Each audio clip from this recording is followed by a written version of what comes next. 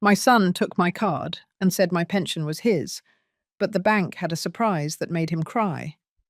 That's a sentence I never thought would come out of my mouth, but here I am, heartbroken and my dignity crushed.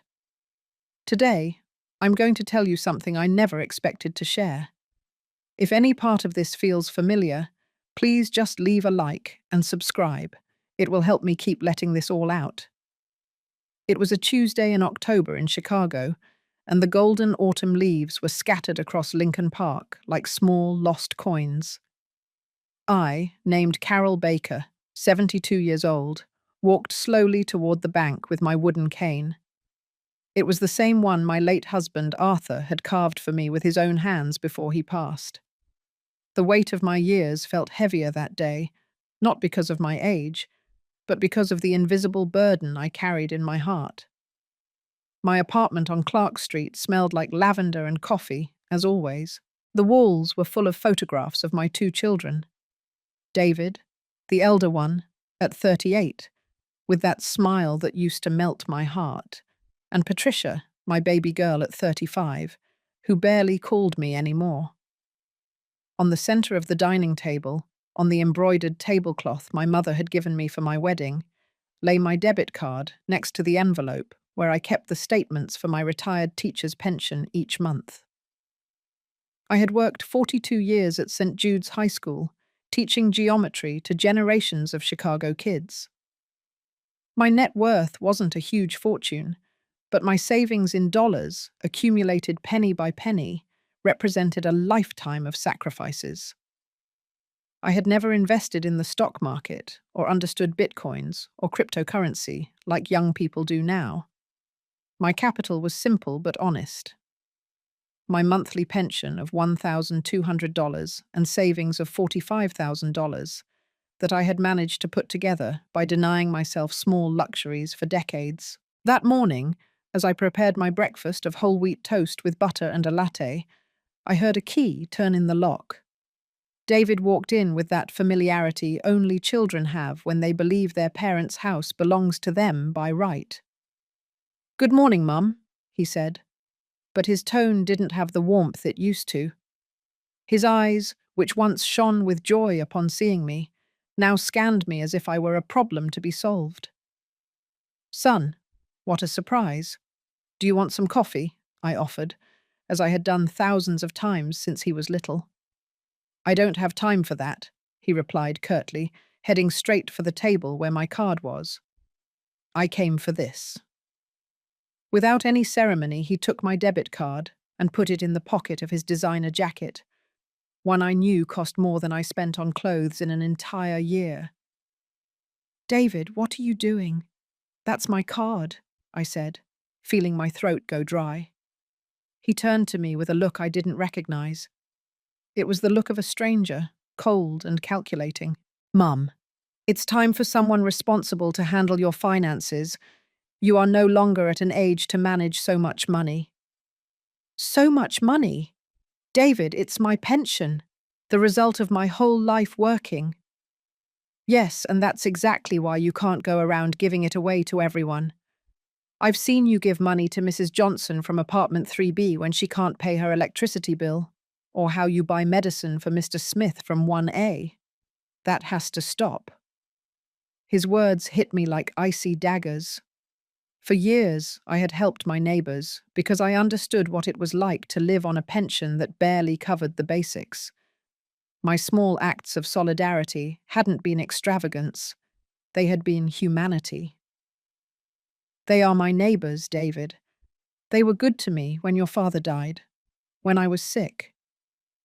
"That's in the past, Mum. Now you have to think about your future and your families." "My family?" I asked, although a part of me already feared the answer. "Patricia and I have been talking.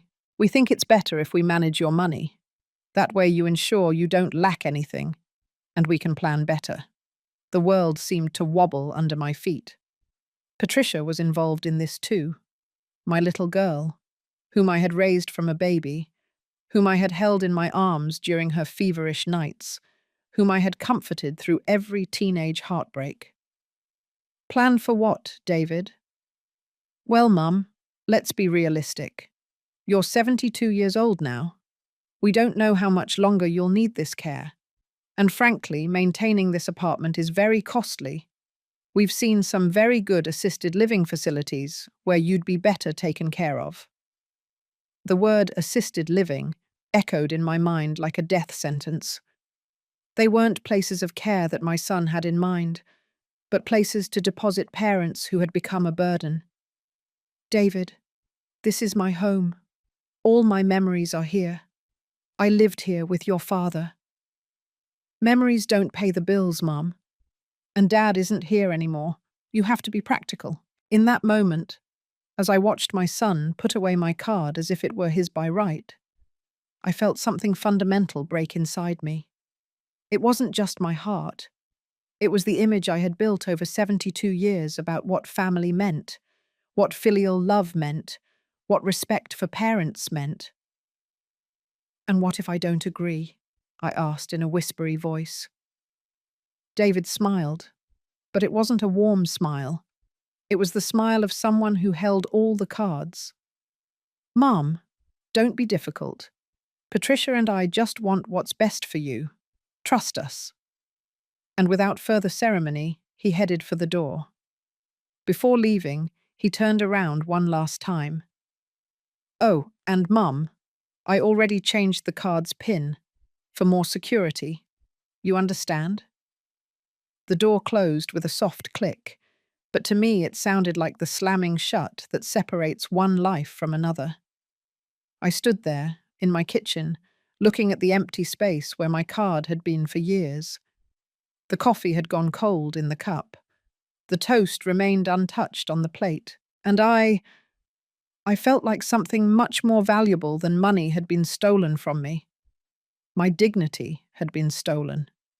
That afternoon, sitting in my green velvet armchair, looking at the photographs of my children on the wall, I wondered when exactly I had stopped being their mother and had become their source of income.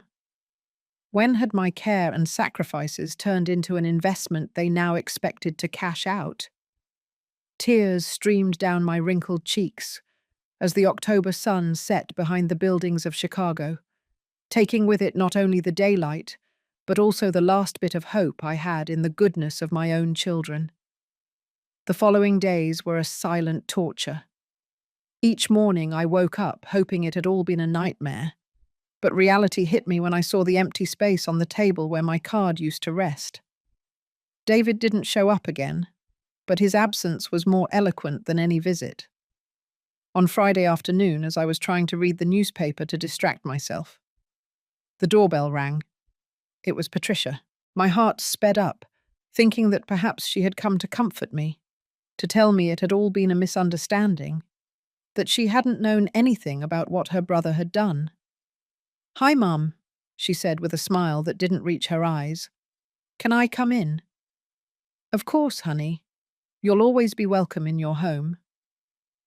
Patricia came in and sat on the sofa with a studied elegance. She wore a wool coat that I recognized immediately.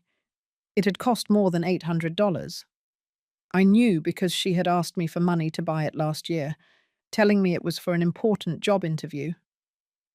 "Mum, I need to talk to you about what happened with David." I felt a momentary relief. Finally, someone was going to defend my rights, to tell me that what my elder son had done was wrong. "Oh, Patricia, you don't know how bad your brother made me feel. I don't understand how he could—" "Mom!" she interrupted me firmly. "David did the right thing." The world stopped. Patricia's words echoed in my ears like a distorted sound. Had I heard correctly? "What did you say, honey?" "David did the right thing. Mum, you're not a young woman anymore. The other day, Mrs. Johnson told me you gave her $300 for her surgery. Are you crazy? That woman is not our family." "Patricia, Mrs. Johnson helped me for months when your father was sick. She brought me groceries when I couldn't go out. She stayed with me at the hospital." "That was her decision, Mum. No one asked her to. But you can't just give away money that isn't only yours." What do you mean it's not only mine? It's my pension. I worked 42 years to earn it. Patricia sighed impatiently, as if she were explaining something elementary to a silly child. Mum, let's be honest. You can't manage your finances alone. Last month you spent $150 on medicine for Mr. Smith. Before that, it was $200 for the family downstairs who lost their jobs. Where is this going to stop? It's going to stop at helping people who need it, Patricia. At being human? No, Mum. It's going to stop at us not having the resources to give you real care when you truly need it. Have you thought about that? Patricia's words hurt me more than David's, because they were wrapped in an apparently motherly logic, as if she were the responsible adult and I were a capricious old woman. Besides, she continued, David and I have been reviewing your expenses. Mum, this apartment costs you $650 a month just in HOA fees and utilities. It's too much for one person alone. But all my memories are here, Patricia. You were born here. Here. Memories don't pay for themselves, Mum. And frankly, living alone at your age is dangerous. What if you fall and no one finds out? What if you have a health problem in the middle of the night? Every one of Patricia's arguments sounded reasonable on the surface, but underneath I could feel something darker. The cold calculation of someone who had already decided my future without consulting me.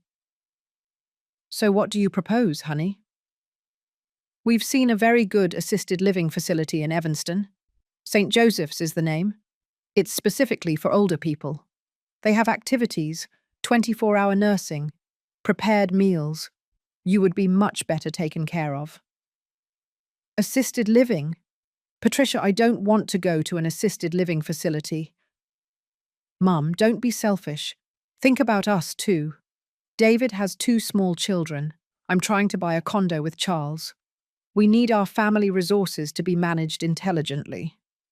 The word selfish pierced me like a bullet.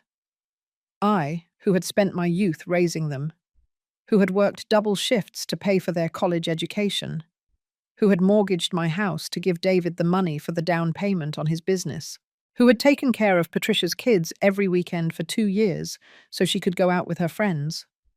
I was the selfish one. Patricia, do you really think I'm selfish?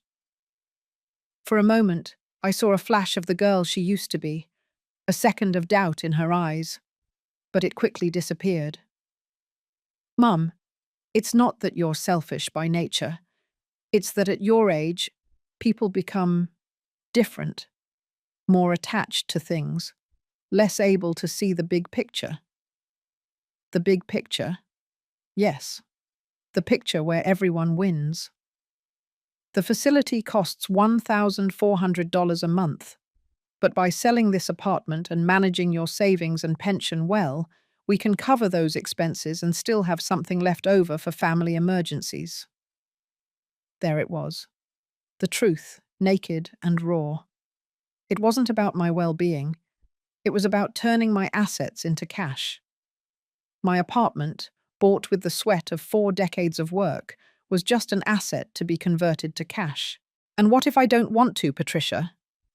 The question hung in the air like a threat. Patricia got up from the sofa and walked to the window, turning her back to me. Mum, David and I have spoken with a lawyer. Given your condition, well, your advanced age and some questionable financial decisions you've made, we could request guardianship. The word guardianship chilled my blood. I knew what it meant. That my own children could legally declare me incapable of managing my life and my assets. What questionable decisions? Well, the cash gifts to neighbors, the fact that you keep $45,000 in a normal checking account instead of investing it to generate dividends, your refusal to modernize your lifestyle. Everything had a twisted logic that made me dizzy. My acts of generosity had become proof of mental incapacity. My preference for financial simplicity was evidence of incompetence. My love for my home was a symptom of senility. Patricia, do you really believe I'm not in my right mind? She turned to me with an expression that tried to be compassionate, but failed to hide her impatience. Mum, it's not that you're not in your right mind. It's that you need help, and we want to give it to you. By taking away my house, my money, and my freedom. By giving you security, Mum, peace of mind, a place where you don't have to worry about anything. That afternoon, after Patricia left with kisses on my cheeks and promises to talk soon, I sat in my armchair and cried until I ran out of tears. They weren't only tears of sadness. They were tears of rage, helplessness, and betrayal. I had raised 2 children thinking that love was unconditional, that family meant mutual support, protection, respect. But I discovered that for David and Patricia, I had been a long-term investment they now wanted to cash out. That night, as the rain beat against my window panes, I understood that I no longer had children. I had 2 strangers with my last name, who had calculated the value of my living death. The following Monday, when I went to the corner grocery store, Mrs. Kelly, the cashier who had known me for 15 years, looked at me strangely. Mrs. Baker, your card was declined. The heat of shame rose up my neck. I had tried to buy just the basics: milk, bread, some fruit, not even $20 worth of groceries. It must be a bank error, I muttered, as I put the products back and left the store with my cheeks burning.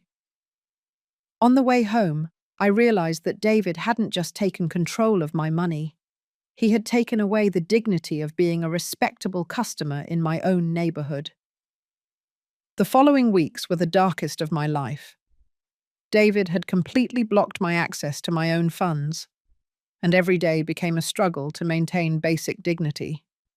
My lifelong savings, those $45,000 that I had accumulated penny by penny during decades of work as a teacher, were now out of my reach, controlled by a son who had decided that I no longer had a right to my own life.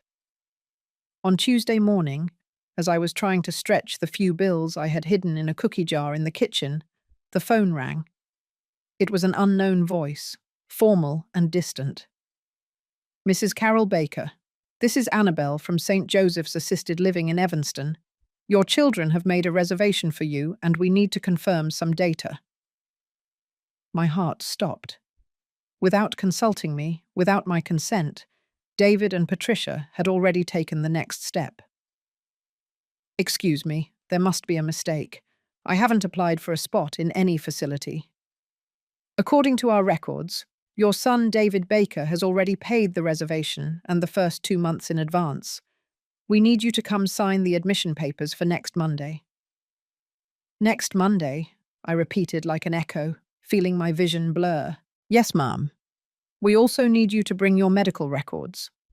Your children informed us that you have some memory problems and need constant supervision. Memory problems? Constant supervision?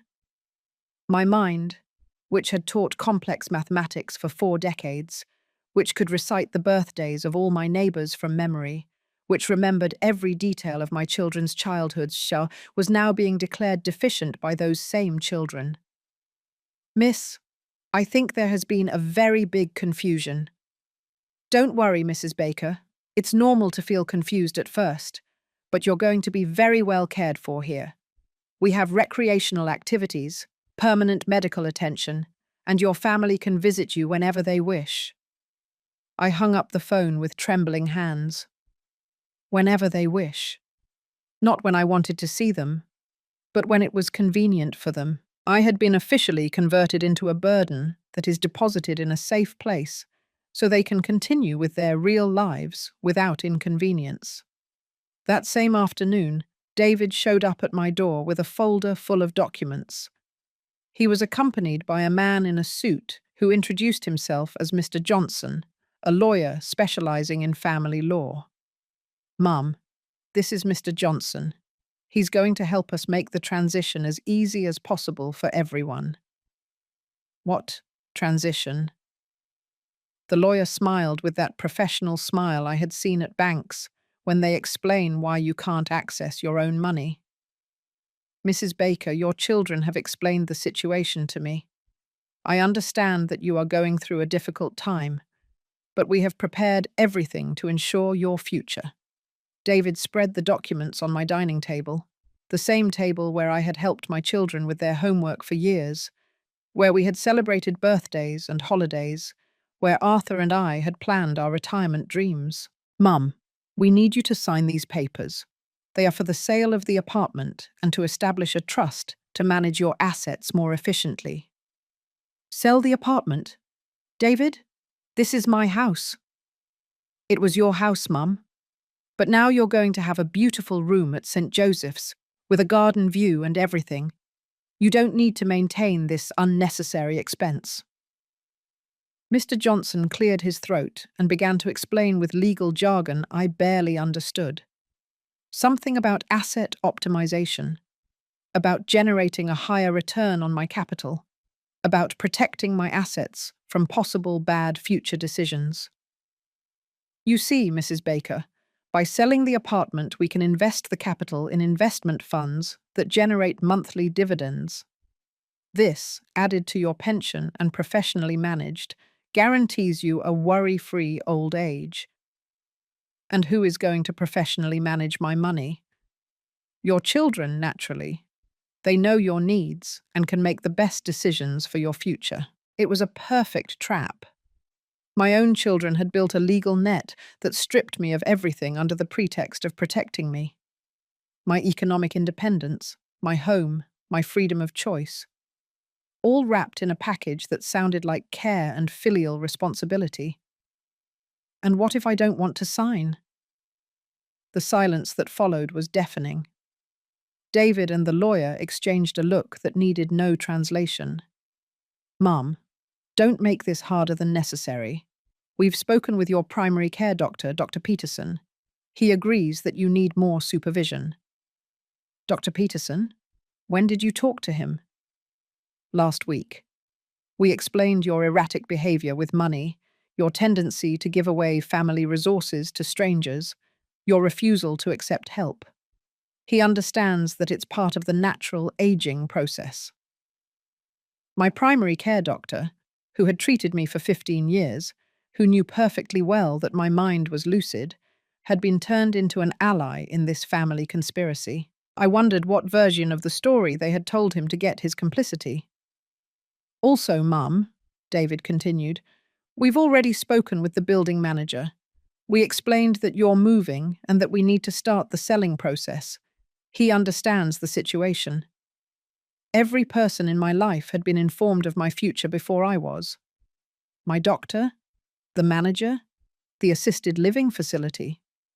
Everyone knew that Carol Baker no longer existed as an autonomous person, but as an administrative problem that needed to be efficiently resolved.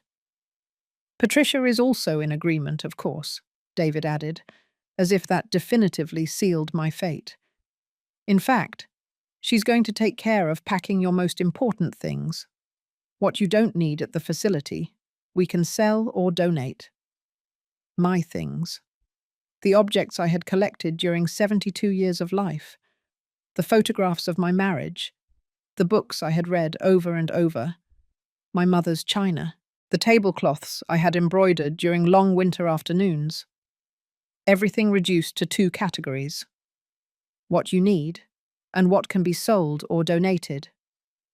David, please, this can't be happening. My son got up from his chair and walked to the window, looking out at the street as if he were already calculating the market value of the view. Mum, I understand this is difficult, but sometimes parents have to make difficult decisions for the good of their children. Now it's our turn to make difficult decisions for your good. The irony of his words broke my heart.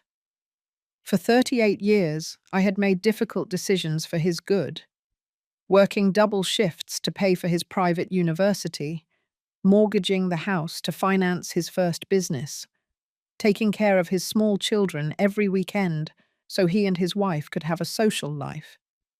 Every decision had been a sacrifice made with love. His decisions were calculations made with coldness, Mr. Johnson spoke again with that paternalistic tone professionals use when they want to convince you that surrendering your life is the most sensible thing you can do. Mrs. Baker, I understand your reservations. It's natural, but think about it. At the facility, you will have companionship, scheduled activities, immediate medical attention if you need it. Here, alone in this large apartment, you are exposed to many risks. What risks? Well, a fall, a heart problem in the middle of the night, a household accident. At your age, any emergency can be fatal if there's no one nearby to help. Everything was designed to make me feel vulnerable, dependent, incapable. My house, which had been my refuge for decades, was now presented as a death trap. My independence was an unacceptable risk. My ability to make decisions was a threat to my own survival. Besides, David added, frankly, Mum, maintaining this apartment no longer makes economic sense. The expenses are too high for one person alone, and the property value is at its highest point in years. It's the perfect time to sell. There was the naked truth. It wasn't about my security or my well-being. It was about liquidating my assets while the real estate market was favorable. I was an investment portfolio that had reached the optimal moment to be converted into cash. That night, after they left with the promise to come back tomorrow to finalize the details, I sat in my favorite armchair and looked around my home for what I suspected would be one of the last times. Every object told me a story. The vase Arthur had given me for our 10th anniversary, the blanket I had knitted during his long illness, the photographs where my children smiled with genuine love when they still hadn't calculated how much my living death was worth. I got up and went to the closet where I kept my important documents. At the back, wrapped in a silk scarf, was my old phone, the one I used before David helped me modernize by buying me a new one. I turned it on with trembling fingers. It still had some battery. It was time to make a call I had been putting off out of pride, out of fear, out of that stupid hope that my children would reconsider and go back to being the people I had raised. I dialed the number of my sister Rose, who lived in Los Angeles, and with whom I had spoken very little in recent years, due to old family disputes that now seemed insignificant compared to what I was experiencing. Rose's voice on the other end of the line sounded distant, as if traveling across decades of silence and family grudges that now seemed absurd compared to my current situation. "Carol, is that you? It's been years since you called, sister." "Rose?" My voice broke before I could continue. The tears I had been holding back for weeks finally found their way out. "What's wrong, Carol? You sound terrible." Between choked sobs, I told her everything.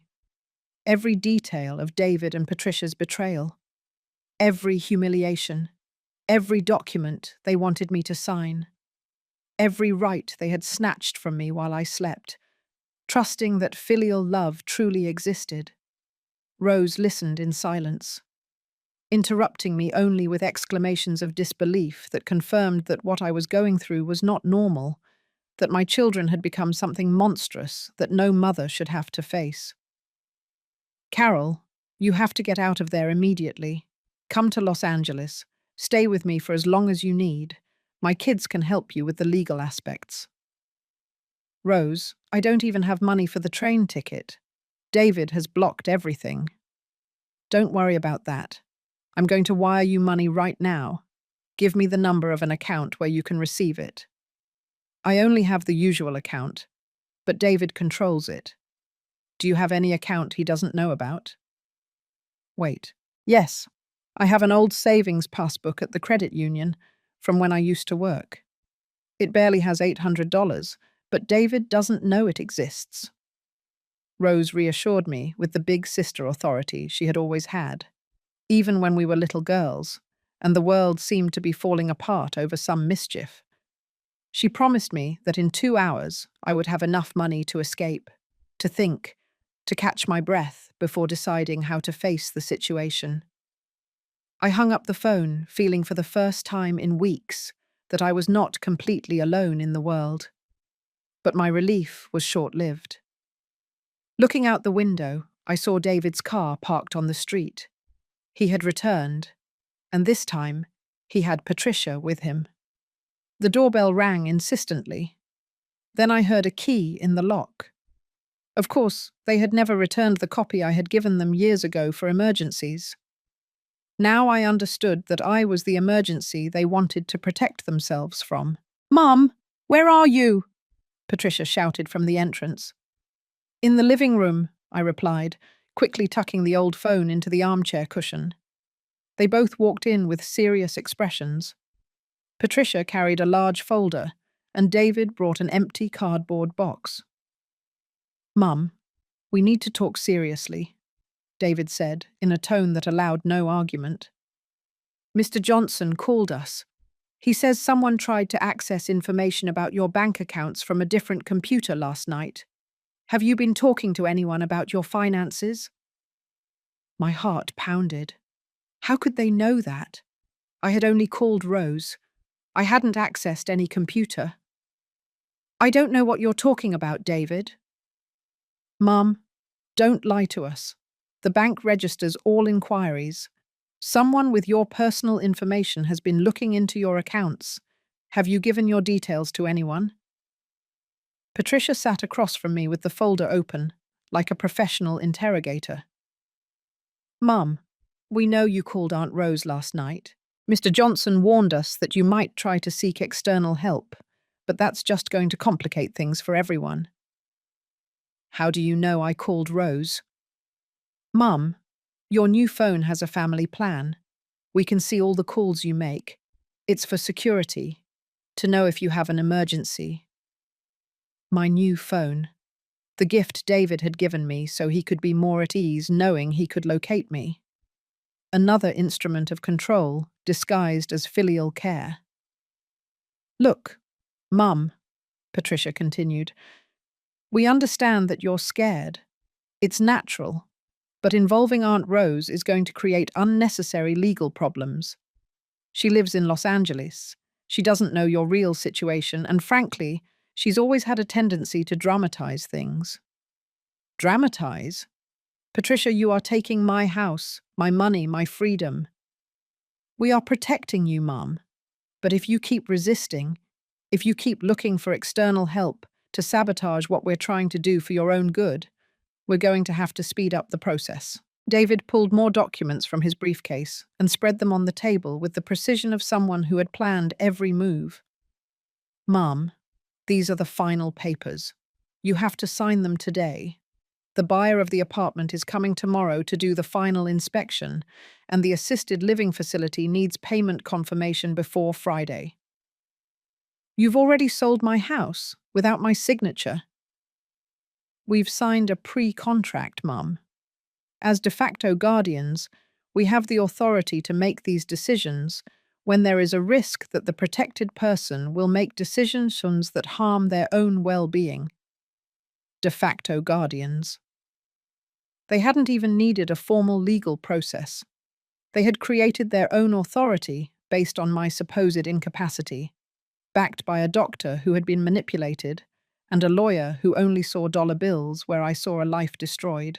"Besides, Mum," Patricia added as she pulled photographs from a folder, "we've been documenting behaviors that show you need supervision. Look." She spread several photographs taken without my knowledge on the table. In one, I appeared giving money to Mrs. Johnson in the doorway. In another, helping to carry grocery bags for the elderly woman on the second floor. In a third, sitting on a park bench feeding stray cats with my leftover food. These behaviors demonstrate a lack of economic and social judgment, Mum. Giving money to strangers, getting involved in other people's problems, spending resources on stray animals when you should be saving for your own care. My acts of humanity, documented as evidence of dementia. My solidarity with neighbors who had been my friends for years, presented as a symptom of mental deterioration. my compassion for abandoned cats, categorized as a waste of family resources. Patricia, those aren't strange behaviors. That's being a good person, Mum. Being a good person is fine when you have unlimited resources, but you have a fixed pension and savings that have to last for the rest of your life. You can't afford to be the neighborhood benefactor. David stood up and began walking around the living room, examining my furniture like an appraiser evaluating merchandise. Besides, Mum, we spoke with some neighbors. Mrs. Johnson confirmed that you gave her $300 for her surgery. Mr. Smith admitted that you paid for his heart medicine last month. The family downstairs told us you helped them with $200 when the father lost his job. You've been investigating my relationships with my neighbors. We've been protecting the family assets, Mum. In total, in the last 6 months, you've given away more than $1,500. That's more than your entire monthly pension. The word given away bothered me deeply. I hadn't given anything away. I had helped people who needed it, who had been my neighbors and friends for years, who had been there for me in difficult times. But for my children, any dollar that wasn't directed toward them or my own maintenance was an unacceptable waste. Mum, do you realize that if you keep this up, in 2 years you'll have squandered all your savings? What will happen then? Who will take care of you when you don't have money to pay for a private facility? David, I don't want to go to any facility. But you will have to go, Mum. At 72, living alone, without family nearby who can supervise you daily, it's inevitable. The only difference is whether you go to a good facility, paid for with your own well-managed resources, or if you end up in some horrible place funded by Social Security because you've wasted your assets. It was a perfect blackmail. My future was reduced to 2 equally terrible options.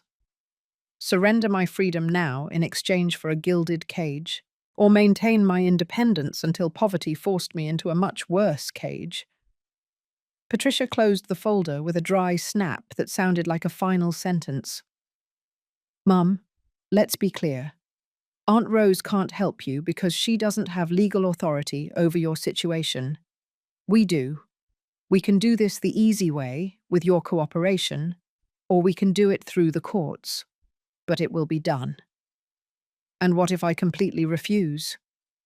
The silence that followed was more eloquent than any threat. David and Patricia exchanged a look that had been rehearsed, planned, calculated. Mum, David said finally, if you refuse, we will start a competency hearing tomorrow. We have the medical report, the photographs of erratic behavior, the bank records showing irresponsible spending, and testimonies from neighbors confirming your deterioration of judgment. The process will take 3 months, during which your assets will be frozen to prevent you from squandering them further. During those 3 months, Patricia added, you won't be able to access your money. You won't be able to sell or buy anything. You won't be able to make any financial decisions. And in the end, the result will be the same. We will obtain legal guardianship, and we will do exactly what we are proposing to do now, voluntarily. The difference, David concluded, is that the legal process will cost about $15,000 in lawyers and court fees, money that will come from your assets naturally. It was the perfect trap. I could surrender my life voluntarily, or I could fight and have it taken by force while paying the costs of my own destruction. In either case, my children would win, and I would lose everything except the illusion of having chosen my destiny.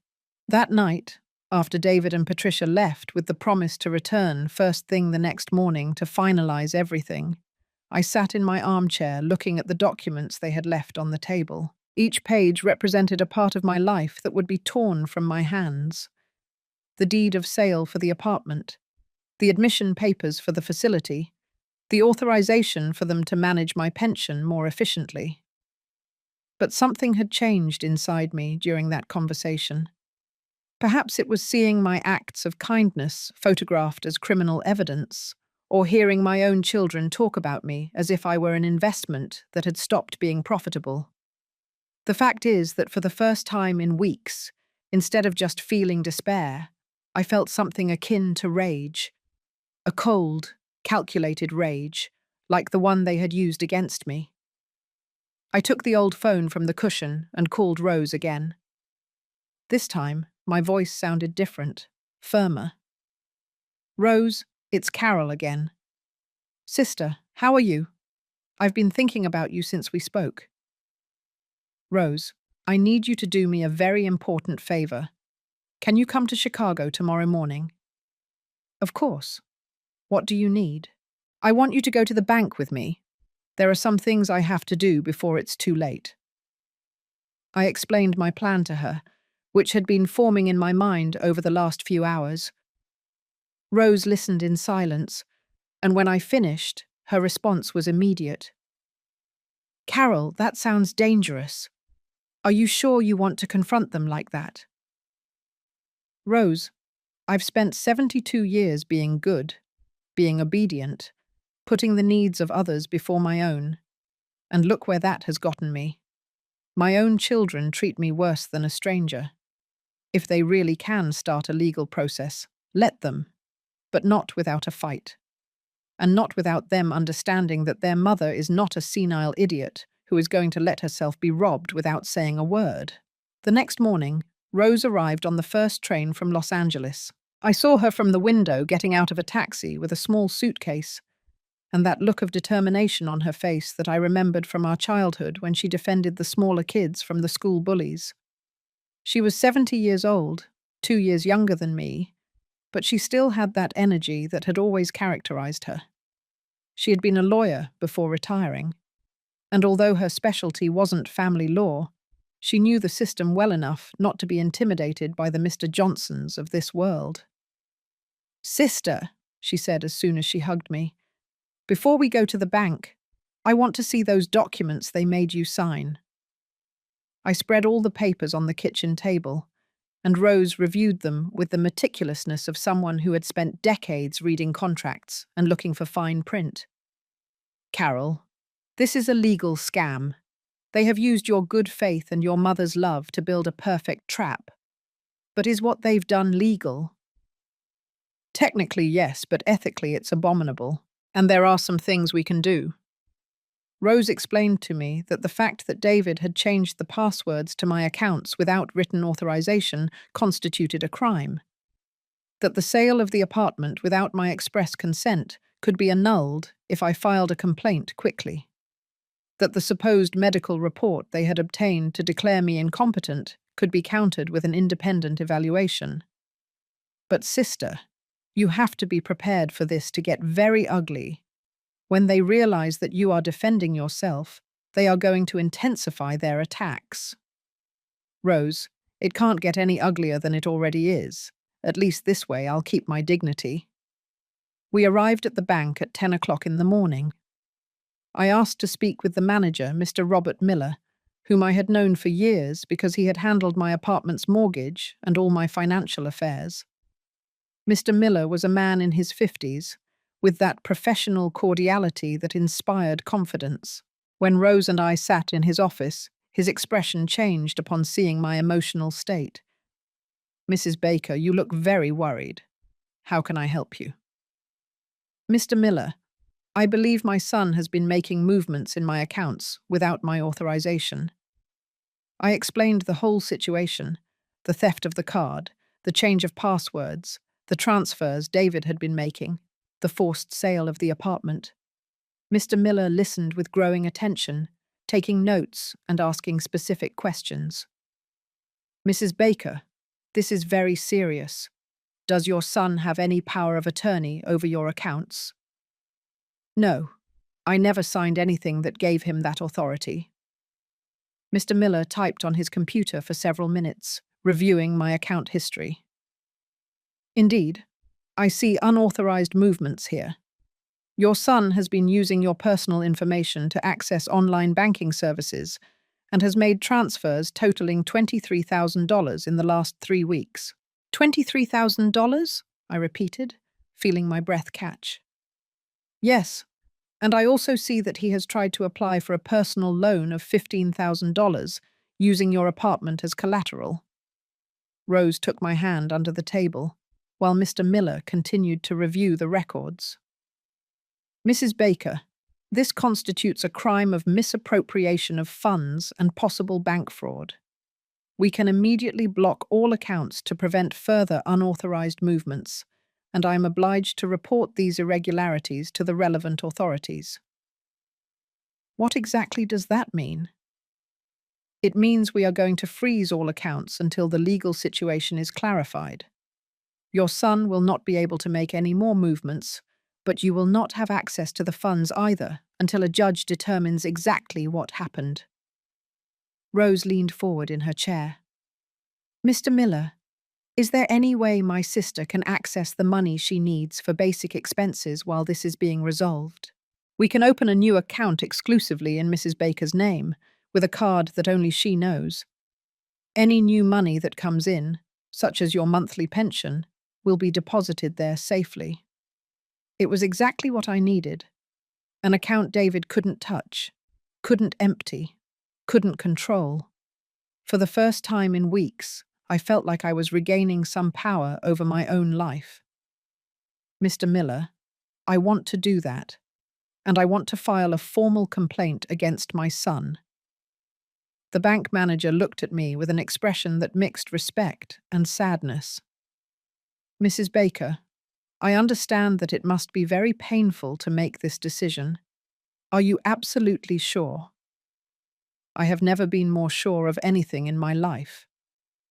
While Mr. Miller prepared the documents, Rose and I waited in his office. Through the window, I could see the street where I had walked so many times with David when he was little, where I had taught him to ride a bicycle, where we had shared ice cream on summer afternoons, when the world seemed like a safe and predictable place. Carol, are you okay? Rose asked me. I'm fine. For the first time in weeks, I'm fine. I signed all the necessary documents, the new account, the complaint for misappropriation of funds, the revocation of any access David might have had to my finances. Each signature felt like an act of liberation, as if I were recovering pieces of my soul that had been stolen along with my money.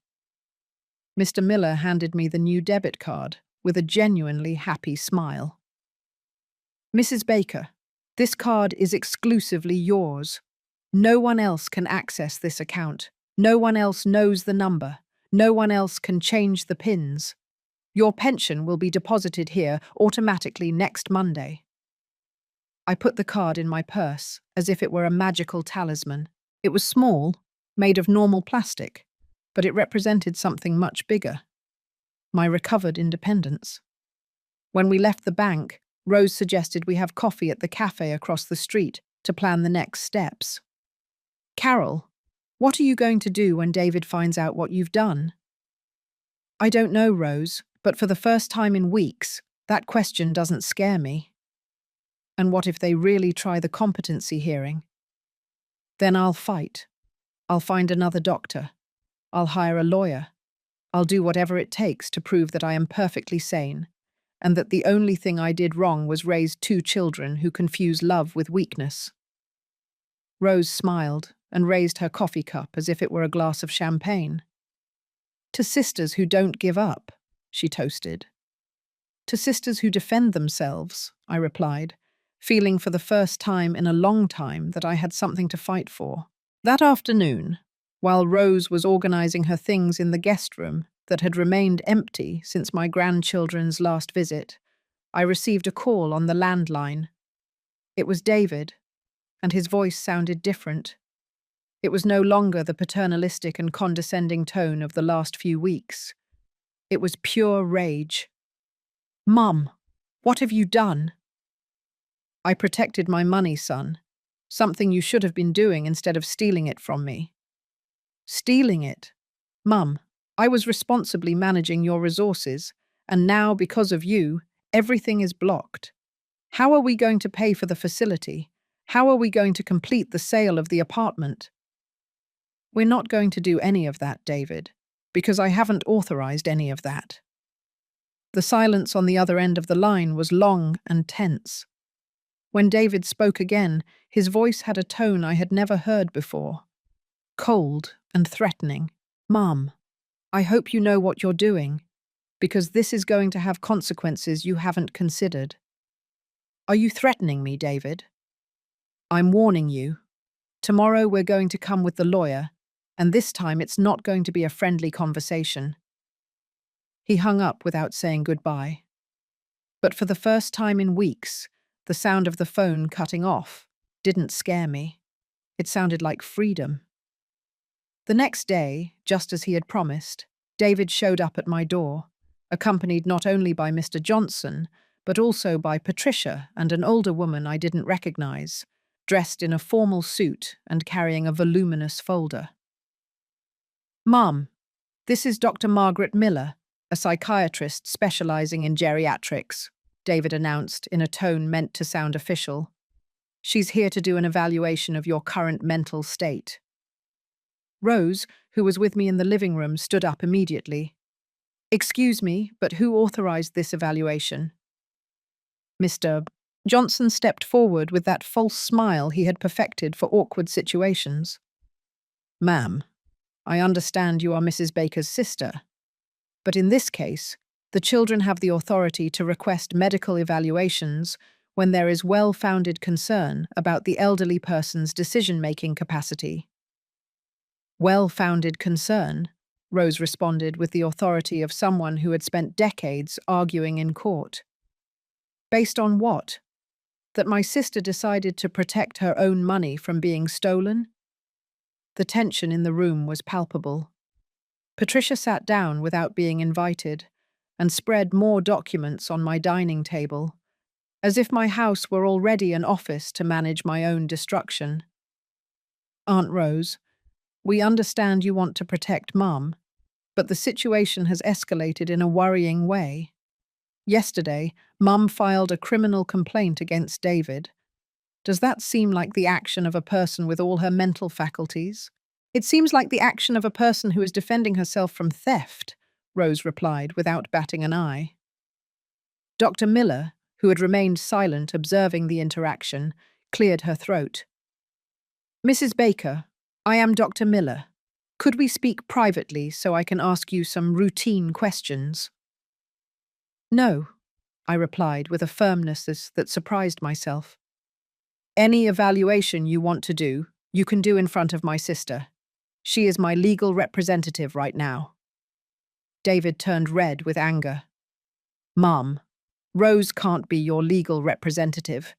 We are your children. We have the legal responsibility for your well-being. The same responsibility that led you to steal $23,000 from me? I asked him, watching his face change from red to an ashen color. Mr. Johnson quickly intervened.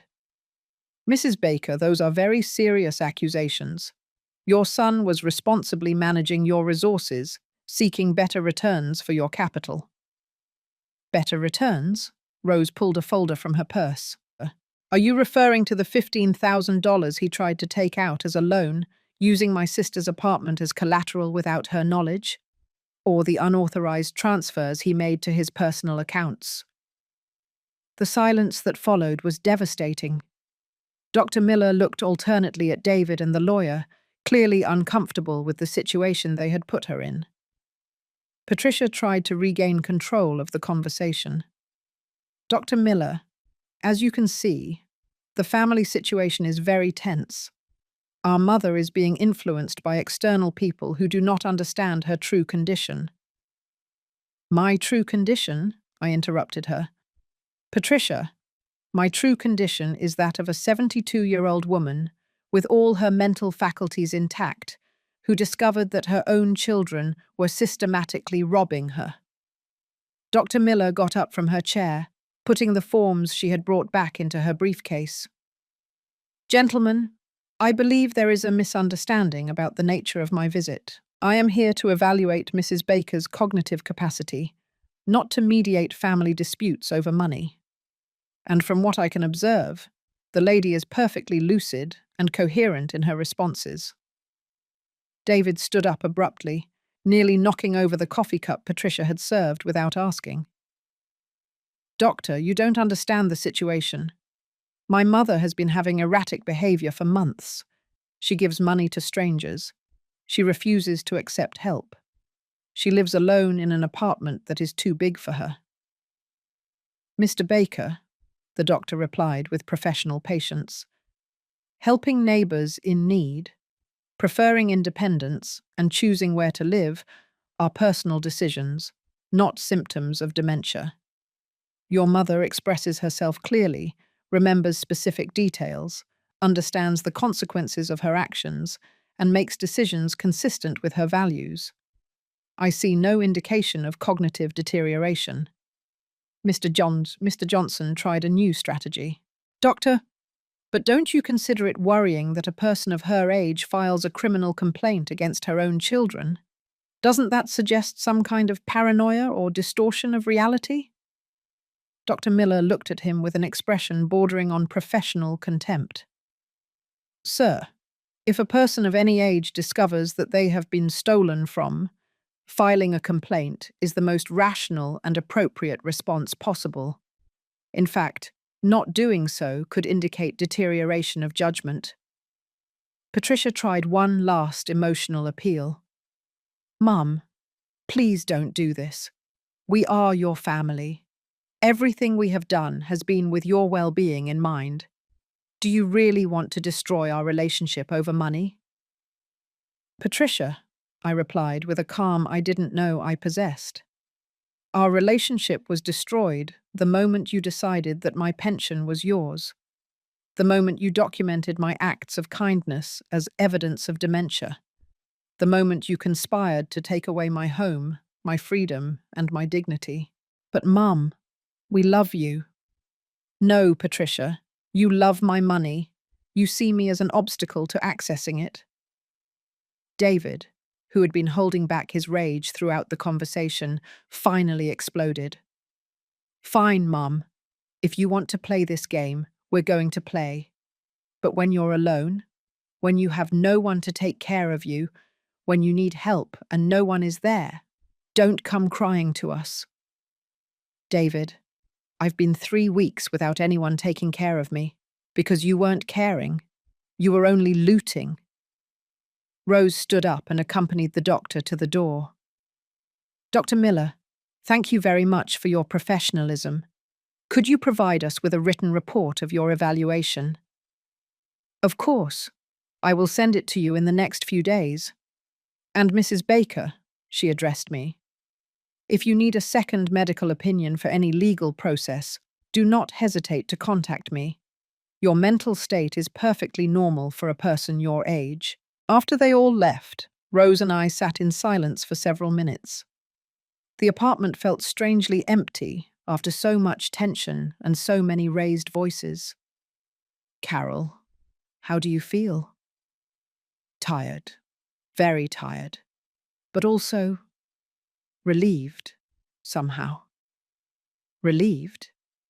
"Yes, because I no longer have to pretend that my children love me. I no longer have to justify their behavior by telling myself they are doing it for my own good. Now I know the truth. And even though it hurts, at least I can make decisions based on reality."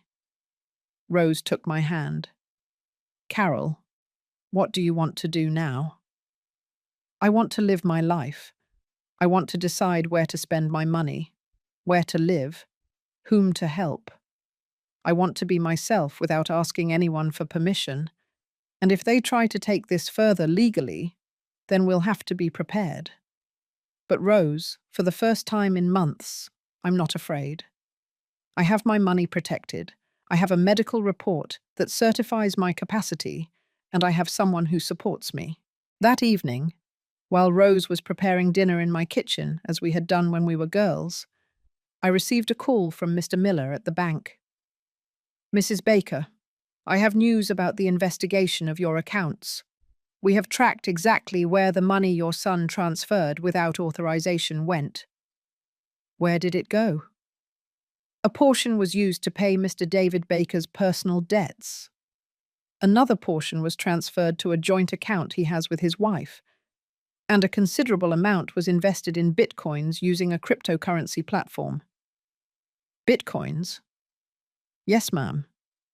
It seems your son was speculating with your money in the cryptocurrency market. Unfortunately, according to our records, those investments have lost approximately 40% of their value in the last 2 weeks. The world wobbled under my feet.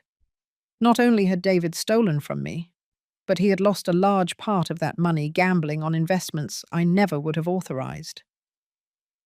Mr. Miller, what does that mean for the recovery of my funds? It means that recovery will be more complicated. We can track the direct transfers and force their return, but the money lost in cryptocurrency, that's going to be harder to recover. I hung up the phone and sat in my armchair, feeling the full weight of the betrayal. Not only had they robbed me, but they had gambled with my life savings as if they were casino chips. Rose sat next to me. What happened? David bet my money on bitcoins and lost it. Rose hugged me as I cried. Not from sadness, but from a rage so pure that its intensity surprised me. Carol, we are going to recover every dollar we can, and we are going to make sure David understands the consequences of what he has done. Do you know what hurts me the most, Rose? What? That for 72 years I thought I had raised children, but what I actually raised were predators who were just waiting for the right moment to devour me. The next few days passed in a strange calm, like the silence before a storm. David and Patricia did not appear again, but their absence had something threatening about it, as if they were planning their next move in the shadows. Rose had decided to stay with me until the situation stabilized, and for the first time in months, my apartment felt like a home again, instead of a prison. On Monday morning, as we were having a quiet breakfast, the doorbell rang. It was a messenger with a certified letter addressed to me. Rose opened it, and her expression immediately changed. Carol, it's a court summons. David has formally initiated the competency hearing process. I read the document with trembling hands.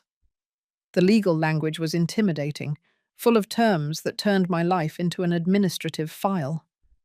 According to the papers, I was a person in a vulnerable situation who required urgent asset protection due to erratic financial behavior that put my economic resources at risk. Rose, what exactly does this mean? It means we have 30 days to prepare a defense. But Carol, don't worry.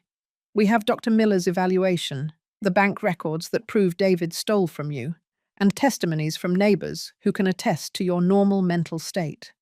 That same afternoon, Rose accompanied me to the office of a lawyer specializing in family law, whom she had contacted through her old colleagues.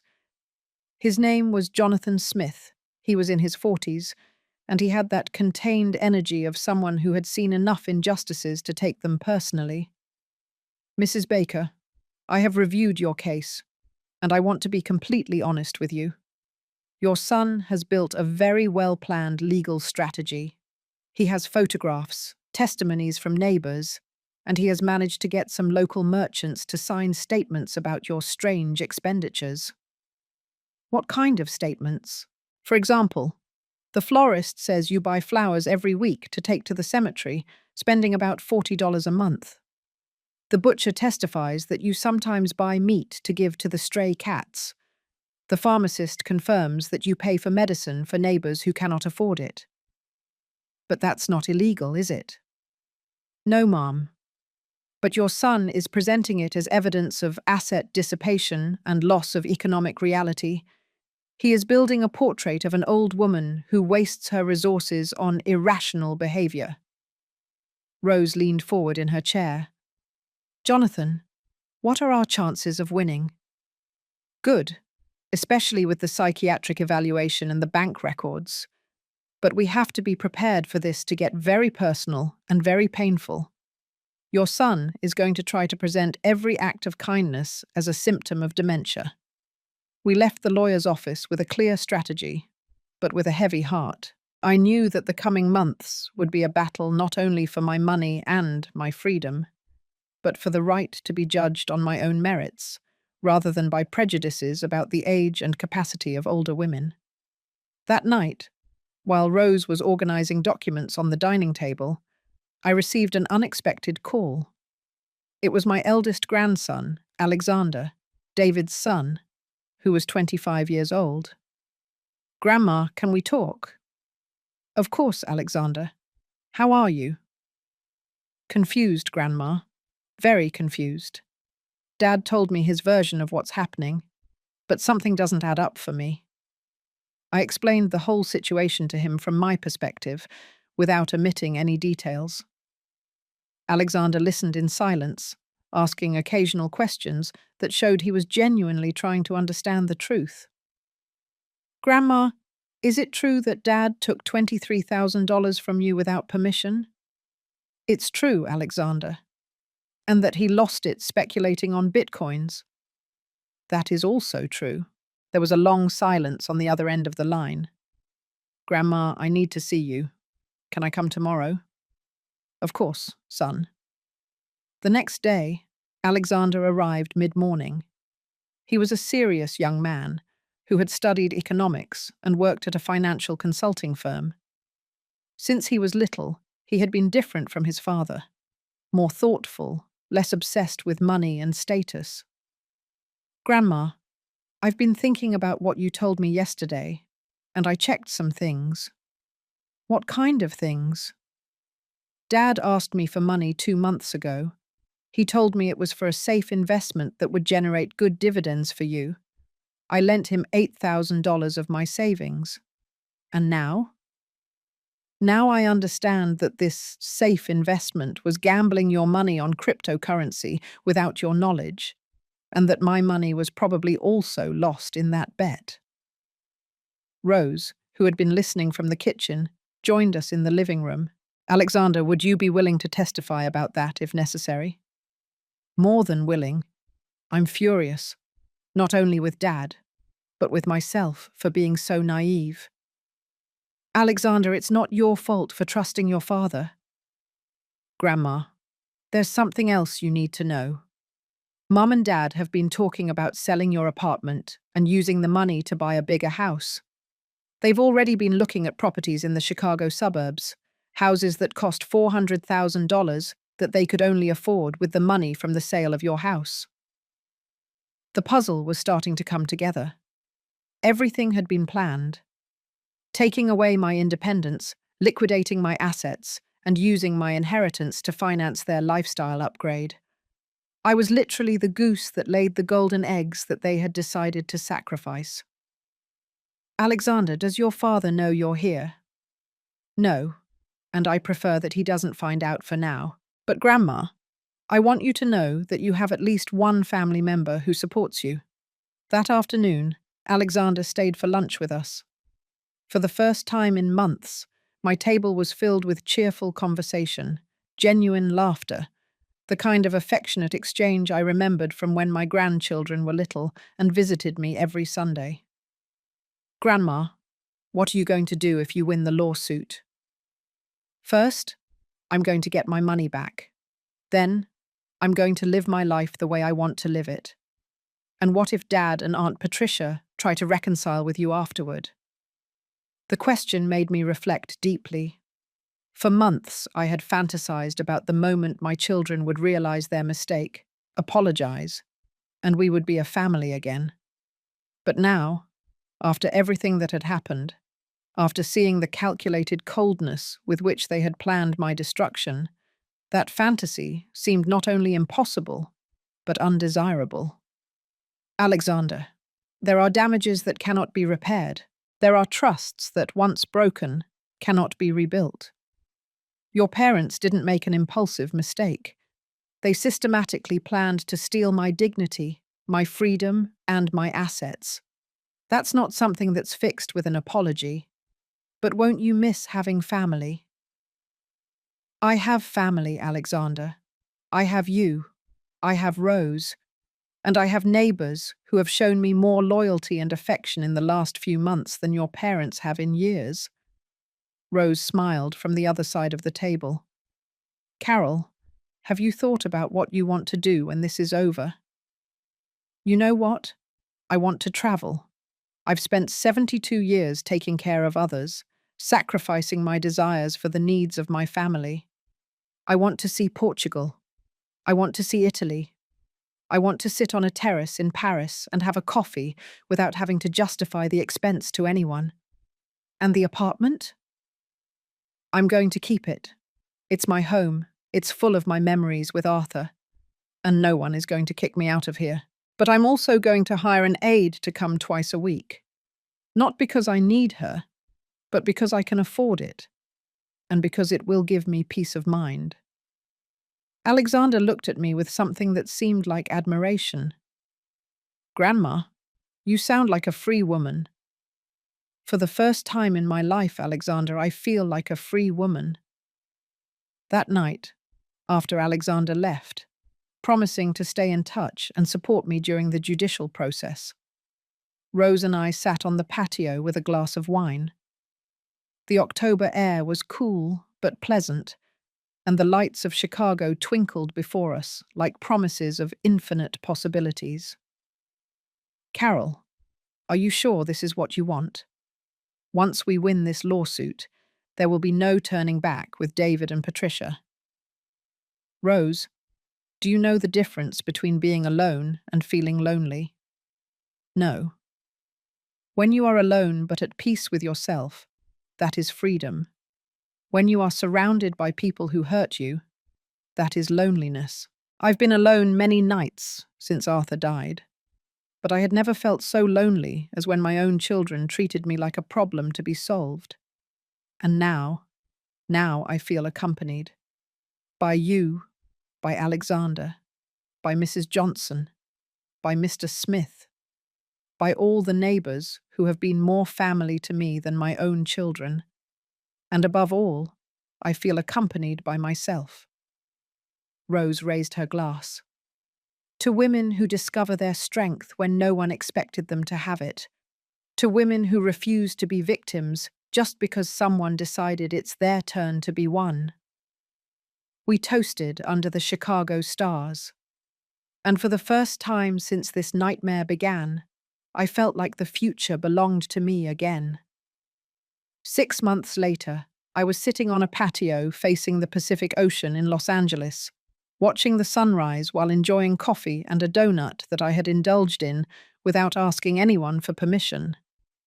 The lawsuit had ended 3 months earlier with a resounding victory. Not only had I retained all my rights and my assets, but David had been convicted of misappropriation of funds and fraud, facing a considerable fine and the obligation to return every dollar stolen.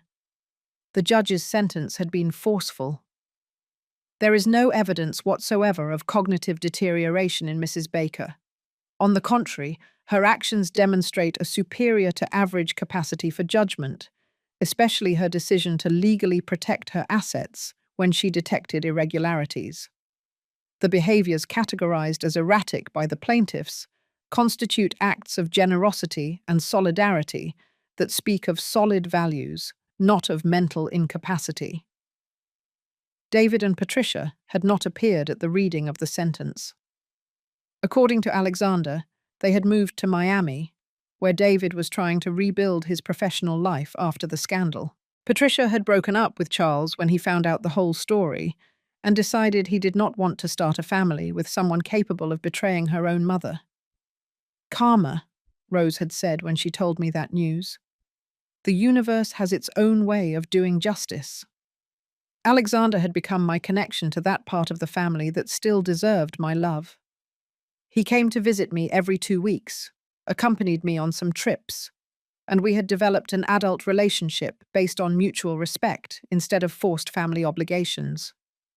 He had recovered his $8,000 thanks to the court order, and he had invested that money in a conservative investment fund that generated modest but secure dividends. My apartment had been transformed. I had hired Jennifer, a woman in her 50s, who came 3 times a week to help me with the cleaning and grocery shopping, but who had become much more than an employee. She was a friend, a confidant, someone with whom to share the small joys of everyday life, without the family dramas that had poisoned so many years of my life. I had reorganized my finances intelligently. Part of my savings I had invested in government bonds that provided me with a secure return. Another part I had in a high-yield account that generated monthly interest. And a third part I had allocated to what Alexander had baptized as my Freedom Fund. Money specifically reserved for travel, experiences, and all those small luxuries that I had denied myself for decades, thinking that I had to save every penny for my children. The first time I spent $500 on a weekend getaway to San Francisco, simply because I felt like seeing the Golden Gate Bridge again, I felt guilty for days. But Rose reminded me of something fundamental. Carol, you've been responsible for 72 years. It's time for you to be happy. The neighbors in the building had become my true family. Mrs. Johnson and I had established a coffee routine on Tuesday and Thursday afternoons. Mr. Smith accompanied me to do the grocery shopping on Saturday mornings, and afterward we had a soda at the corner diner commenting on the news. The family on the second floor, who had gone through economic difficulties, now regularly invited me to dinner, and their children called me Grandma Carol, with the authentic affection that my own grandchildren had never shown me. I had learned to use the internet to connect with other groups of older people who had gone through similar experiences. I discovered that my story was not unique. There was a whole network of women who had been victims of family financial abuse and who had found ways to rebuild their lives. Some had lost their legal battles, others had won them. But all had recovered something much more valuable than money: their self-esteem. My bank account showed a more solid net worth than ever. The $23,000 stolen had been returned with interest, and my careful financial management had grown my savings to $65,000. But more important than the figures was the peace of mind of knowing that every dollar was entirely mine, that no one could access my money without my consent, that my financial decisions responded solely to my wishes and needs. The phone rang as I watched the seagulls glide over the water. It was Alexander. "Grandma, how's Los Angeles?" "Beautiful, Alexander. Yesterday I visited the Hollywood Walk of Fame. Today I'm going to tour Beverly Hills. Tomorrow I'm going to Malibu Beach." "I'm happy to hear you sounding so content. Grandma, there's something I wanted to tell you." "What is it?" "Dad called me yesterday. He wants me to tell you that he forgives you." Silence stretched between us as I processed those words. David wanted me to forgive him. After robbing me, lying to me, trying to have me declared incompetent, gambling with my savings, and planning to take away my home, he wanted forgiveness. "And what did you tell him?" "I told him it wasn't my place to speak for you, that if he wanted your forgiveness, he would have to ask you himself. And that, frankly, after everything he had done, I wasn't sure he deserved it." "How did he react?" "He got angry. He said you were his mother, and that you had an obligation to forgive your son. That family was the most important thing, and that you couldn't hold a grudge forever." I smiled, looking at the Pacific horizon. David still didn't understand anything. He still believed that the word "open family" was a magic wand that erased any damage, that biology was more important than behavior, that I had obligations to him, but he hadn't had any to me. "Alexander, do you want to know something?" "Sure, Grandma." "I don't hold a grudge against your father. A grudge is a poison you drink yourself, hoping the other person gets sick. I no longer have room in my life for poisons." "Then you forgive him?" "I accept him for who he is, a man who chose to put his greed before his humanity. But accepting him doesn't mean allowing him back into my life. There's a difference between forgiving and being foolish. And what if he really had changed? Alexander, your father had 72 years to prove who he really was. In the most difficult moments, when he could have chosen to protect me, he chose to exploit me. That is his true nature. And at my age, I no longer have time for emotional rehabilitation projects. After hanging up, I stayed contemplating the waves. An elderly couple walked along the shore, holding hands, laughing at something only they knew. I had stopped feeling envious of couples a long time ago. Chosen solitude was different from imposed loneliness, and I had chosen mine. That night, in the hotel room overlooking the sea, I wrote in the diary I had started after the trial. Dear Diary, today marks 1 year since I got my life back. Not the day of the trial, but the day I made the decision to defend myself. I have learned that freedom is not the absence of responsibilities, but the ability to choose which ones you accept. I have learned that family is not a genetic accident, but a daily choice of love and mutual respect.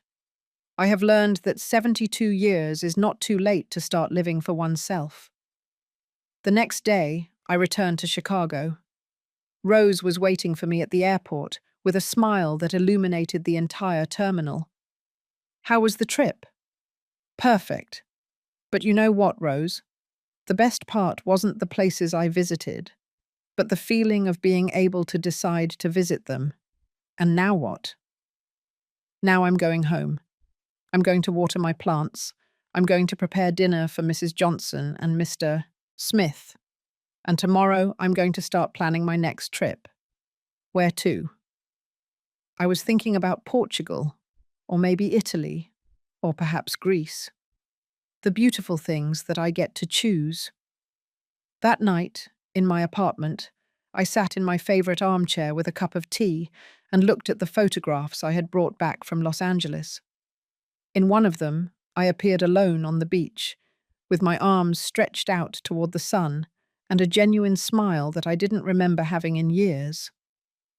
At 72, I had discovered something that many people do not learn in a lifetime. That self-love is not selfishness, but survival. That setting boundaries is not cruelty, but self-respect. That saying no to those who hurt you does not make you a bad person, but an intelligent person. My phone vibrated with a message from Alexander. Grandma, thank you for teaching me that it's never too late to choose dignity over convenience. I smiled and replied, thank you for reminding me that true family love exists, but it must be earned and valued.